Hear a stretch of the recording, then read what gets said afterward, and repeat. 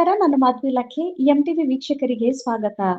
ವಿಜಯಪುರ ಜಿಲ್ಲೆಯ ತಾಳಿಕೋಟೆ ತಾಲೂಕಿನ ಕಲಿಕೇರಿ ಗ್ರಾಮ ಪಂಚಾಯತ್ ಆಡಳಿತ ಮಂಡಳಿಯ ಸಾಧನೆಯನ್ನು ಮೆಚ್ಚಿ ನಮ್ಮ ಎಂಟಿವಿ ನ್ಯೂಸ್ ವಾಹಿನಿಯು ಈ ಕೆಳಗಿನವರಿಗೆ ಅಭಿನಂದನೆ ಸಲ್ಲಿಸುತ್ತದೆ.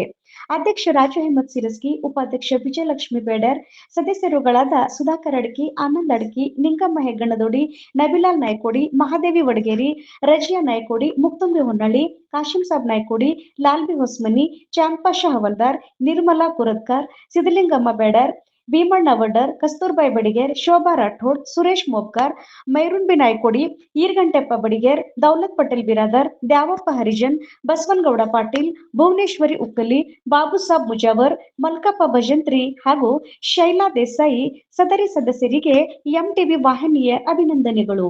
ಹಾಗೂ ಅಧಿಕಾರದ ಅವಧಿಯಲ್ಲಿಯೇ ನಿಧನರಾದ ದಿ ಪ್ಯಾರೆ ಬೇಗಂ ಕೆಂಬಾವಿ ಅವರ ಆತ್ಮಕ್ಕೆ ಶಾಂತಿ ಸಿಗಲೆಂದು ಎಂಟಿವಿ ಕೋರುತ್ತದೆ.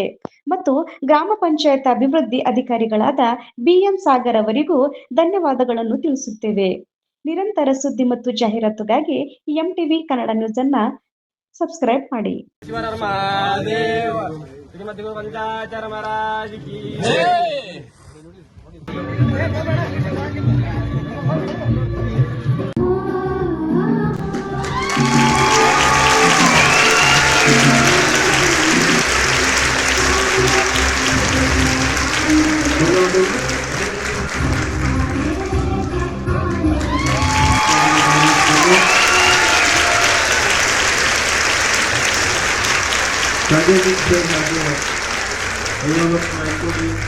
ಹಾಗೂ ರಜಾಕ್ ಬಾಬು